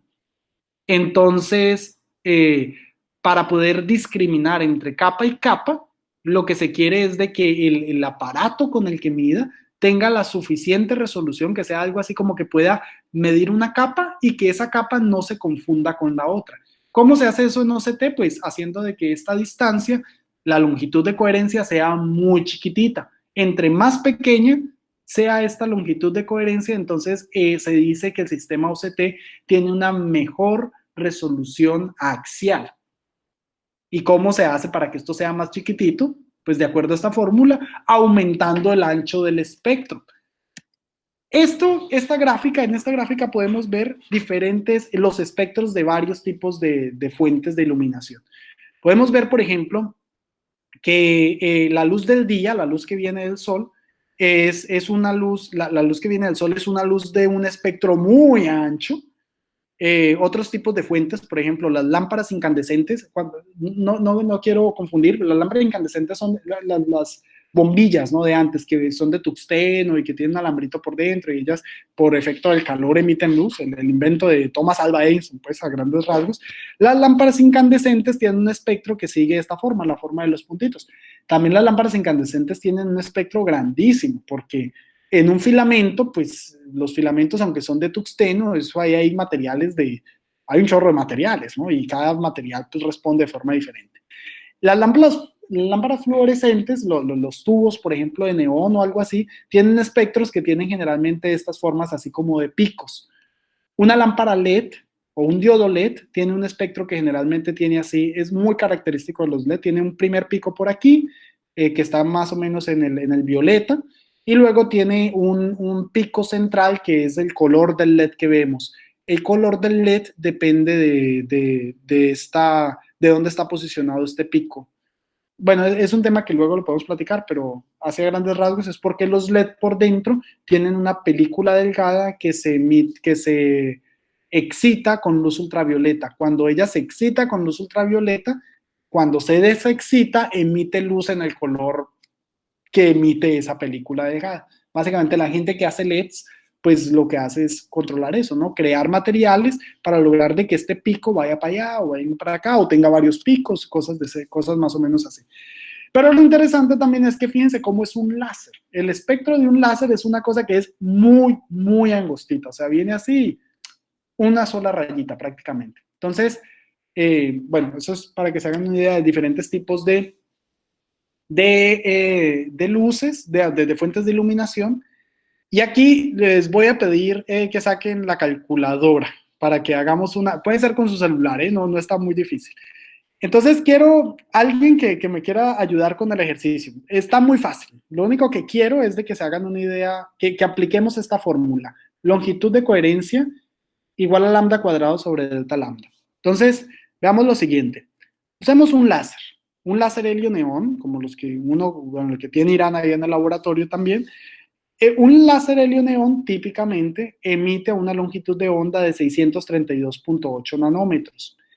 Y el ancho espectral de un láser helio neón es de más o menos un picómetro. ¿Alguien me puede ayudar con este cálculo, por favor? ¿Cuánto da lambda cuadrado? O sea, 632.8 nanómetros dividido entre un picómetro. Bueno, entonces muestro yo el resultado. Si hacemos el cociente de lambda cuadrado sobre delta lambda, para un láser helio neón, eso da el orden de más o menos 40 centímetros. ¿Qué significa? Significa que creo que da como 40.1 o 39, una cosa así, pero lo pongo como 40. Eso significa de que si uno usa un interferómetro de Michelson y usa como fuente de iluminación un láser helio neón, entonces va a obtener interferencia en un rango de 40 centímetros. Obviamente eso es una longitud muy, muy larga como para hacer imágenes del ojo. O sea, ¿cuánto mide un ojo? O sea, 2,5 centímetros, 2 centímetros, no sé. Y esto da una longitud de coherencia muy larga. Entonces, los láseres helio-neón no son tan apropiados para hacer OCT, porque la longitud de coherencia es muy larga. Eso es lo que parte de lo que yo quiero mostrarles la vez que vaya a la Ciudad de México, para mostrarles allí en el laboratorio qué es esto, ¿no? O sea, con un láser helio neón, cómo funciona. Si en vez de un láser helio neón lo que usamos es un LED, los LED típicamente pues tienen una longitud de onda, digamos, entrada, hay de varios colores, pero elegí de 645 nanómetros, y el ancho espectral de un LED anda más o menos, eso depende del tipo de LED, pero anda entre 20 y 150 nanómetros. Nuevamente, si aplicamos esta formulita, o sea, lambda cuadrado sobre delta lambda, para esta longitud de onda, usando 20 o 150, cualquiera de los dos casos, lo que encontramos es que la longitud de coherencia anda más o menos entre 20 micrómetros y 2.7. Fíjense lo bonito, o sea, usando una fuente de iluminación LED en un sistema OCT, entonces uno puede hacer cortes transversales de un tejido con una resolución del orden de 20 micrómetros, usando 20 micrómetros usando este ancho espectral. O se puede ir tan pequeñito como 2.7 micrómetros. Entonces es interesante, o sea, con un LED se pueden hacer experimentos más bonitos de los que se obtendrían con un láser. Bueno, y además, modestia aparte, los LED son mucho más baratos que los láseres. Y el tercer caso es con una lámpara incandescente. Recuerdan ahorita que les mostré el gráfico grandote. Si la longitud de onda de una lámpara incandescente la centramos en 530 nanómetros y le ponemos un ancho espectral de más de 500 nanómetros, es un número que me estoy inventando ahí solamente como para ilustrar, lo que se obtiene es que la longitud de coherencia es de menos de un micrómetro, o sea, es muy, muy chiquitito. Entonces, en este orden de ideas, uno podría decir de que los láseres no son tan buenos para hacer OCT porque tienen una longitud de coherencia muy larga, Los LED son bien, o sea, tienen una buena, permiten obtener una buena resolución, y uno podría pensar que una lámpara incandescente, como tienen el espectro tan ancho, pues entonces serían todavía mejores que los LED, ¿no? Porque se pueden hacer cortes transversales de la retina, por ejemplo, de menos de una micra. Lo malo con esto es de que obtener mediciones dentro de este rango ya está dentro del límite más o menos de la tecnología. O sea, hacer mediciones de menos, mediciones de interferencia y en fin, o sea, de menos de un micrómetro, raya básicamente en los límites de la técnica, en cosas con difracción y otras cosas, ¿no? Pero entonces, lo que quiero que se quede en la idea es de que para un sistema OCT, la fuente de iluminación que se usan no son láseres generalmente, sino que es típicamente LEDs, ¿sí? Bueno, sí, LEDs, se usan muchos diodos LED superluminiscentes. Entonces, más o menos en resumen, ¿qué es la coherencia? Es la capacidad que tiene una fuente de iluminación para producir interferencia. Los láseres son el mejor ejemplo de fuentes de alta coherencia, pues generan interferencia de un rango de longitudes relativamente largo, y las lámparas incandescentes son el mejor ejemplo de fuentes de baja coherencia, pues generan interferencia dentro de un rango de longitudes relativamente corto. Eh, Más o menos ahí espero ilustrar un poquito de esto de la coherencia, ¿no? Bueno, pero entonces esa fue como la parte 2 de la presentación, y viene la última, y esta ya es un poquitito más corta, pero la parte más interesante yo creo para ustedes es, pero bueno, y entonces ya propiamente dicho, ¿cómo funciona el OCT? Pues bueno, para eso les tengo aquí unas animaciones que están, según yo, digamos, ilustrativas, y veamos entonces cómo funciona esto. Les había dicho de que en un interferómetro de Michelson, esto está formado por el divisor de haz, que divide una parte del haz se va hacia este espejo, la otra parte se va hacia este espejo. En esta zona que está aquí se obtiene interferencia, y ese haz de interferencia, esa zona de interferencia, se mide con un fotodiodo, una cámara o algo así. Y tenemos un espejo, bueno, tenemos donde está este espejo es donde vamos a poner la muestra. Ahorita es un espejo, pero luego va a ser ahí, vamos a poner un tejido, un ojo, pues básicamente.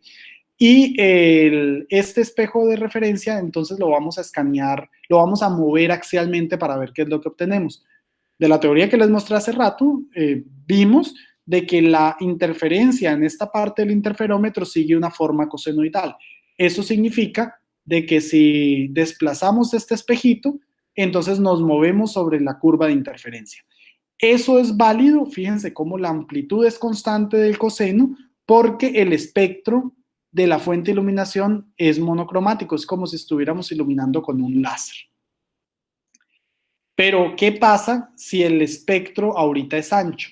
Entonces, si dejamos los espejos fijos y ampliamos el espectro, hacemos de que el espectro sea más ancho, sin mover los espejos, pues entonces lo que obtenemos es esto, de que la función de interferencia, eso se llama la función de coherencia, pues básicamente, entonces solamente se obtiene interferencia dentro de esta zona, ¿no? En torno cuando la distancia de cada espejo al divisor de haz es más o menos la misma. Bueno, entonces fijemos el espectro en este ancho, así que tengamos un espectro muy anchote, y ahorita desplacemos el espejo. A ver qué ocurre. Pues cuando desplazamos el espejo, lo que ocurre es que vamos moviéndonos sobre la curva de interferencia, y solo cuando el espejo alcanza esta posición, que es cuando las dos distancias son iguales, cuando los dos espejos están a la misma distancia del divisor de haz, en ese momento se obtiene el máximo de interferencia. Esto gracias a que usamos un espectro anchote, ¿no? Y pues la función de interferencia, como les mostré hace ratito, es la misma, solamente que la amplitud del coseno viene modulada por una función sinc, que es la transformada de Fourier de este rectángulo. Bueno, eso que les acabo de mostrar es el principio de funcionamiento del tomógrafo de coherencia óptica más básico, que es el que se llama tomógrafo de coherencia óptica en el dominio del tiempo. Se llama en el dominio del tiempo porque uno controla el tiempo desplazando el espejo, a grandes rasgos, ¿sí? Es algo así como que la posición del espejo determina el tiempo de vuelo. Pero entonces voy a repetir el experimento para que ustedes lo vean aquí en detalle. Entonces tenemos otra vez el interferómetro y ahorita supongamos que en vez de espejo, perdón, ya he hablado mucho, en vez de espejo, lo que vamos a hacer es cambiar este espejito por, por un cacho de vidrio, ¿sí? Un vidrio como de ventana. Y entonces, los vidrios tienen una propiedad interesante, es de que más o menos los vidrios reflejan, cuando les llega luz, ellos reflejan como el 4% de lo que les llega. Entonces, quitemos ese espejo y pongamos un vidrio. Obviamente el vidrio, como ya no es espejo, pues deja pasar luz, ¿no? A través de él. ¿Por qué estoy poniendo un espejo? Porque el espejo, ¿por qué estoy poniendo un vidrio? Porque el vidrio es como si fuera su tejido a estudiar, o sea, es como su retina, ¿no?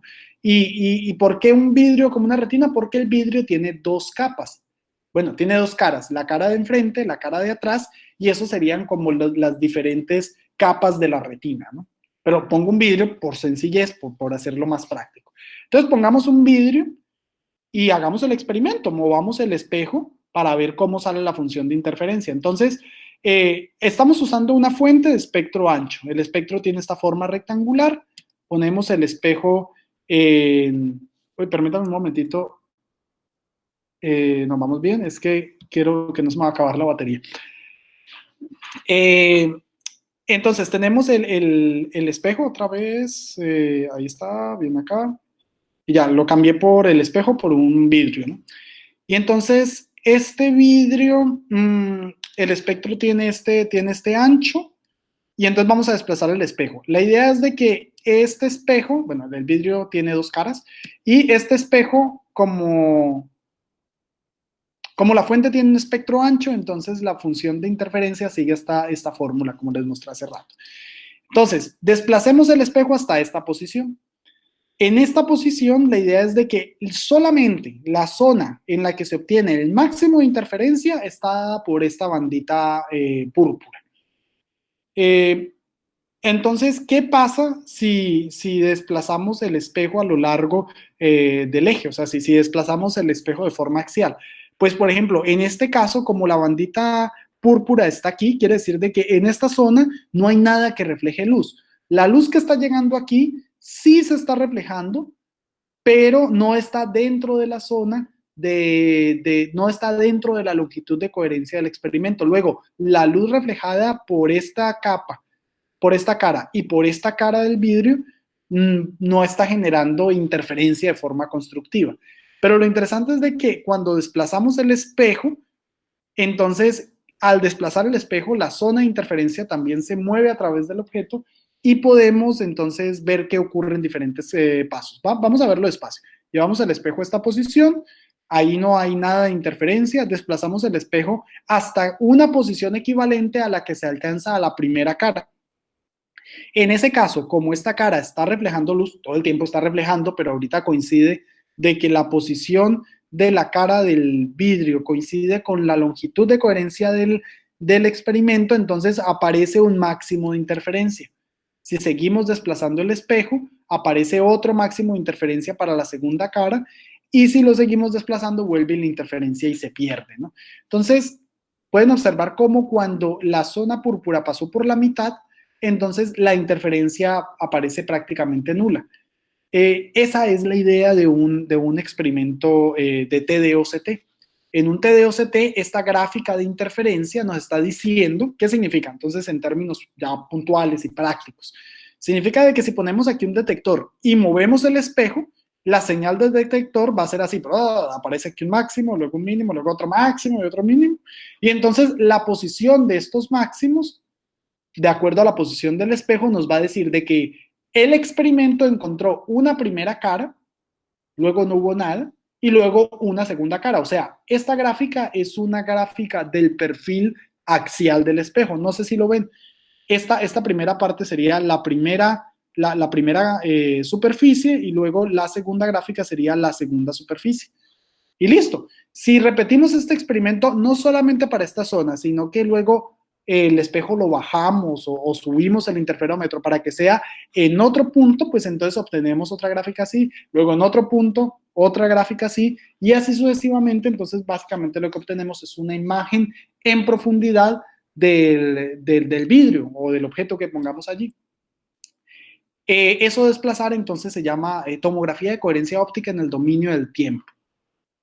Es muy fácil de entender, pero tiene una dificultad, y es de que en el laboratorio mover espejos no es recomendado, ¿sí? Porque los sistemas ópticos se desalinean con relativa facilidad, y más si pones un espejo que se está moviendo con un motor. O sea, a no ser que uno tenga un sistema muy fino o algo así que conserve la alineación o algo, pero casi siempre no se recomienda, porque mover cosas en el laboratorio no es tan bueno, pues básicamente. Y tiene otra dificultad, es de que qué tan rápido se va a poder mover este espejo. Entonces, un sistema TD-OCT, aunque es muy ilustrativo, es además lento, ¿sí? O sea, estos espejos se mueven a 100 Hz, o sea, una cosa así. Y si quieres hacer una imagen de tomografía de coherencia óptica que salga en un segundo, por ejemplo, a este sistema le va a tomar mucho tiempo en reconstruirlo, y lograr de que un paciente se quede ahí con el ojo abierto 3 minutos, por ejemplo, o sea, mientras le llega luz, mete mucho ruido, ¿no? Entonces, en su momento, en 1995, casualmente, cuando les contaba la historia, se propuso, particularmente Fercher, de que se podía hacer un sistema de tomografía de coherencia óptica sin necesidad de mover el espejo. Sin necesidad de mover el espejo. Entonces imagínense, wow, o sea, pero ¿cómo ahorita va a funcionar? Pues es bien fácil. Uno lo único que hace es, pues ya el espejo se va a dejar fijo, y es el mismo experimento que pusimos ahora con el vidriecito, pero en vez del detector, que vieron que el detector era un fotodetector, como una cámara únicamente, ahorita lo que se pone es un espectrómetro. La idea es que si uno al espectrómetro le calcula a la señal que sale del espectrómetro, le calcula la transformada de Fourier a esa señal, entonces en la transformada de Fourier está la misma información. Entonces, wow, fue un avance así monstruoso, porque ya no había que mover espejos, y las computadoras son muy buenas calculando transformadas de Fourier. Hay un algoritmo que seguramente aquellos que programan lo habrán de reconocer, que se llama el FFT, de Fast Fourier Transform. Eso es... hay algoritmos, de veras son muy rápidos. O sea, hay gente que ha hecho algoritmos que calculan transformadas de Fourier de imágenes así. Bueno, otra vez así. Son, bueno, con lo que se usa esto para hacer procesamiento de imágenes y todo, es súper rápido. Entonces, la idea es que usando un espectrómetro y calculando una transformada de Fourier, ya no es necesario desplazar el espejo de referencia. Esta fue la principal contribución que se hizo del OCT en el modelo, recuerdan, el que se vendió muchísimo en 2003, en el Stratus OCT. Básicamente esta fue la tecnología que pusieron. Para mi sorpresa, eso fue algo que encontré en este libro, en el libro de Fowles. Es un libro muy viejito, de 1975, y ahí hay una técnica que, pues, los físicos pues sabemos de que se llama el Fourier Transform Spectroscopy, y uno ahí se puede dar cuenta de que si uno mide el espectro de una fuente de iluminación, entonces usando un interferómetro de Michelson se puede deducir en qué posición estaban los espejos. Es decir, en términos tácitos, en qué posición están las diferentes capas que están reflejando luz. Por ejemplo, las diferentes capas que tiene la retina, ¿no? Bueno, pues entonces, eso, creo que esta es una repetición de lo anterior. La idea es fijar el espejo, la idea es también cambiar el método de detección, porque pues los fotodiodos o usar un espectro ancho, ¿no? Pero el espectro también se puede barrer. Si en vez de, es que, bueno, estoy un poco aquí desordenado, si en vez de la forma de detección, si en vez de usar un detector usamos el espectrómetro, que es lo que mostré antes, pues tenemos el Fourier Domain OCT, pero, y bueno, es que es una repetición, no sé por qué la pisé, es lo mismo de lo anterior. Al calcularle acá, al calcular la transformada de Fourier vuelve y se obtiene la misma señal de interferencia. La parte más interesante y que es la más reciente es que ya ni siquiera se usan espectrómetros, o sea, no propiamente dicho, ya las nuevas tecnologías OCT, que fue con la que he estado, bueno, con la que estuve trabajando en el Reino Unido, es justamente no usar siquiera espectrómetros, sino en vez de eso, en vez de usar una fuente de iluminación, un diodo LED superluminiscente, usar un diodo, un láser sintonizable.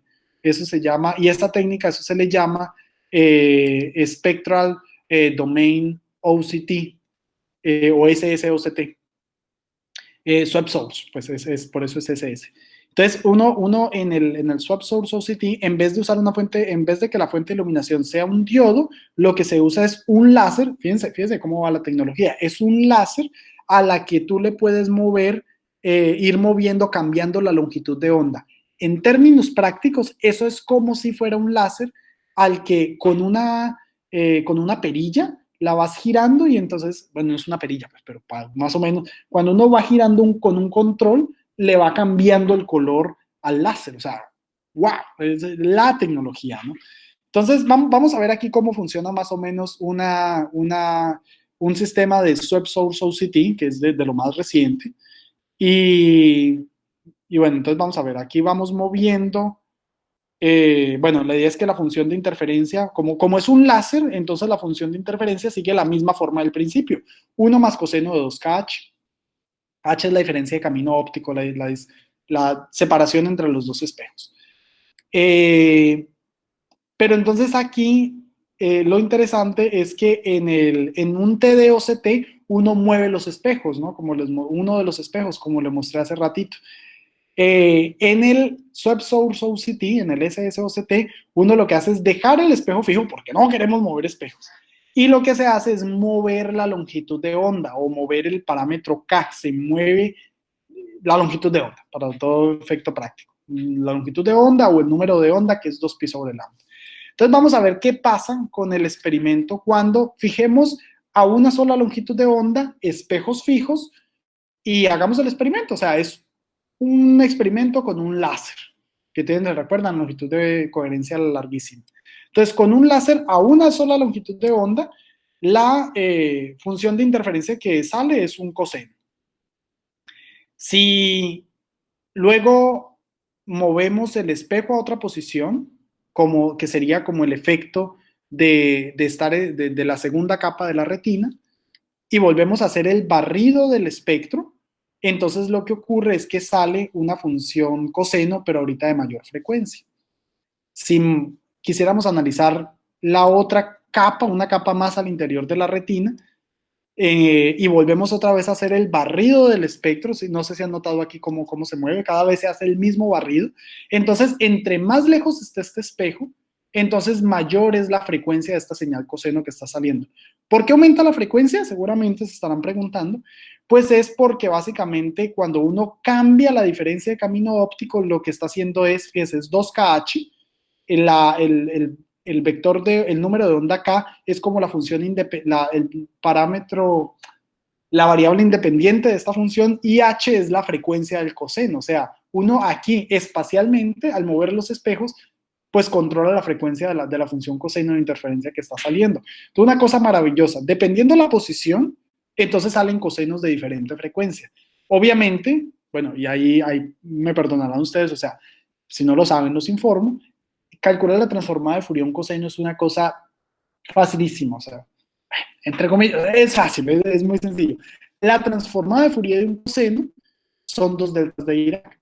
Y si nos quedamos solamente con la parte positiva, entonces decimos de que la transformada de Fourier de un coseno es una delta de Dirac.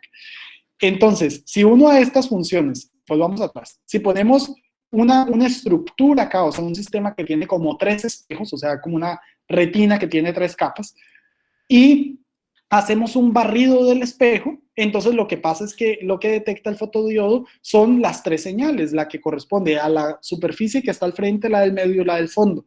Si uno a esto le calcula la transformada de Fourier, la transformada de Fourier, en términos prácticos lo que hace una transformada de Fourier es determinar cuál es la frecuencia de las funciones que están allí, que uno está muestreando. Entonces, la frecuencia del azul la frecuencia del rojo y la frecuencia del verde.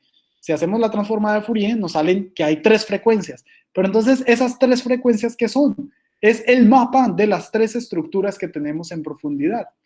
No sé si lo ven, pero es la parte más valiosa y más interesante del Swept Source OCT. También lo más valioso es que en un tomógrafo de coherencia óptica por barrido espectral, esto funciona muy rápido. O sea, los espejos les dije que se movían como a 100 Hz, 500 Hz y mucho. O sea, los espejos se mueven muy lento, es el caso. Una fuente, como esto es con estado sólido y todo, para hacer el barrido del espectro, con la que estuve manejando en el Reino Unido, bueno, aquí en el CICES creo que también hay una, pues no me la presta. Esta tiene, o sea, se mueven del orden, la frecuencia a la que eso se puede mover es del orden de 100 kHz. Los más recientes, la tecnología está en un barridos espectrales del orden de 200 kHz, más o menos. Es lo más reciente que se ha podido producir. Entonces, en un sistema de 200 kHz,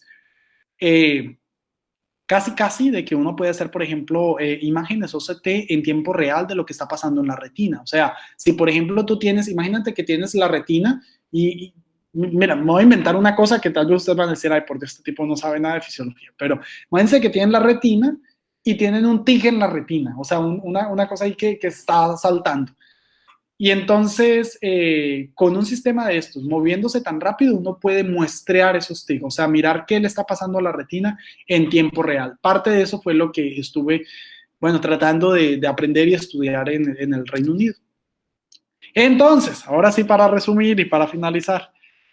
En resumen, entonces, un sistema OCT es un sistema un OCT es un sistema que se usa para obtener imágenes de planos o cortes tridimensionales de un objeto.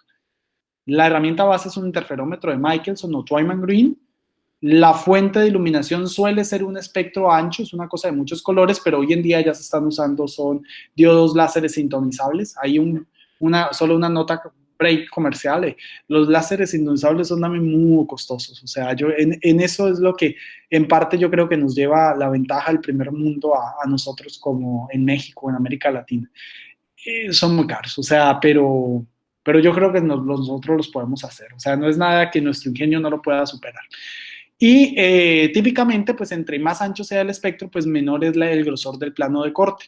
Ya para finalizar, esta es una imagen muy bonita, a mí me gusta mucho porque muestra dónde está la tomografía de coherencia óptica para hacer imágenes diagnósticas en profundidad en comparación con otras técnicas de tomografía, ¿no? El ultrasonido, el estándar clínico anda por aquí en una longitud de penetración, así se llama, o sea, qué tanto entra la luz, pues básicamente, qué tan al fondo se puede sacar. Imágenes son del orden de centímetros. La microscopía confocal tiene una longitud de penetración muy cortita, pero también tiene tiene muy poca resolución, la resolución es muy buena, pero lo estoy diciendo mal, la resolución es muy buena, es decir, se pueden hacer imágenes de cosas muy chiquititas, pero tiene muy poca longitud de penetración. El estándar clínico tiene una mala resolución, por eso está aquí tan alto, pero tiene una muy buena longitud de penetración. La tomografía de coherencia óptica es una técnica que está como ensanduchada en la mitad, o sea, es algo de que no tiene mejor resolución que el estándar clínico, pero tiene pero tiene menos longitud de penetración. A ver, tiene menos resolución que el estándar, tiene mejor resolución que el estándar clínico, pero menor longitud de penetración y tiene, digamos, peor resolución que la microscopía confocal, pero tiene una mayor longitud de penetración. Entonces, hay una competencia que hay allí entre, por ejemplo, la gente que está haciendo este mismo tipo de técnicas sin usar OCT, sin usando, por ejemplo, microscopía de hoja de luz para hacer imágenes en profundidad también, pero pues bueno, son otros métodos y hay una competencia más o menos ahí. Aquí mismo en el departamento se ve entre pues yo que soy el único que hago CT y otro profe que hace la microscopía por hoja de luz. No es una competencia mala, es buena, pero nos divertimos mucho. Para que se hagan una idea, mi mejor resumen es como que un OCT es como si ustedes quisieran medir las capas al interior de un objeto con una resolución equivalente a la que se obtiene con un vernier, como el que están viendo ahí en la imagen. O sea, es como tratar de medir las capas de la retina con un vernier, pero sin necesidad de sacar el ojo, más o menos, para que se hagan la idea. Las fuentes principales de esta presentación son estas. Yo me basé en este artículo que yo se lo voy a compartir, Irán, no sé si los compartió, es el desarrollo, comercialización e impacto de la tomografía de coherencia óptica. Ahí se pueden leer de primera mano la historia que les conté en la primera parte de la presentación. Les recomiendo particularmente este libro, Optical Coherence Tomography. Está bueno, yo lo tengo en mi Google Drive, si quieren se los hago llegar a través de Irán. Ahí son es un handbook, son 3 volúmenes y ahí hay, o sea, de todo para aprender de tomografía de coherencia óptica. Son unos libros gordotes. Este que es el Atlas de Tomografía de Coherencia Óptica de Enfermedades Oculares, yo creo que a ustedes les puede ser muy útiles. Este artículo de Fercher también puede ser muy interesante si quieren pegarle una leída. Ese es un poco más técnico, es un review. Y bueno, yo también tengo unos videos ahí en YouTube, no me quiero hacer mucha publicidad. Si quieren volver a esta presentación, al menos de cómo funciona el tomógrafo de coherencia óptica, si buscan mi nombre y escriben tomografía de coherencia óptica, ahí van a ver este videito que están viendo acá y en cuestión de unos 10 minutos más o menos, ahí lo pueden escuchar.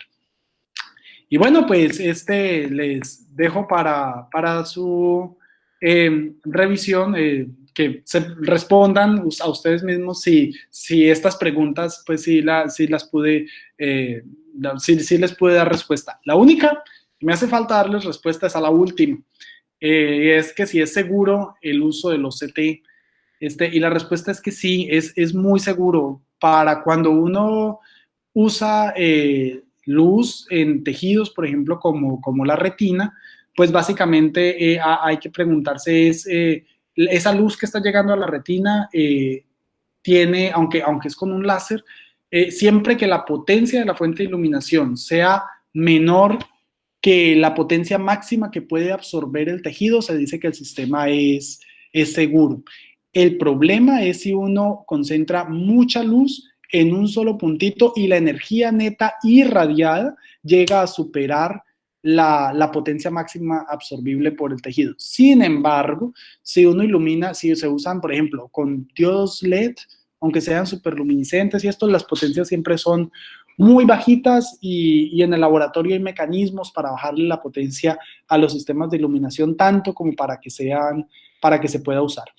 Es tan seguro que hoy en el mundo se venden equipos OCT, así como vieron, hay muchos fabricantes y hoy en día es un estándar, o sea, se está usando pues, para hacer incluso angiography, ¿no? O sea, imágenes de la arteria coronaria desde el interior. Entonces espero que al menos de esa parte estén tranquilos y bueno, pues es básicamente eso lo que yo tenía por contarles y ya les cedo la palabra a Irán o a quien todavía siga en la presentación.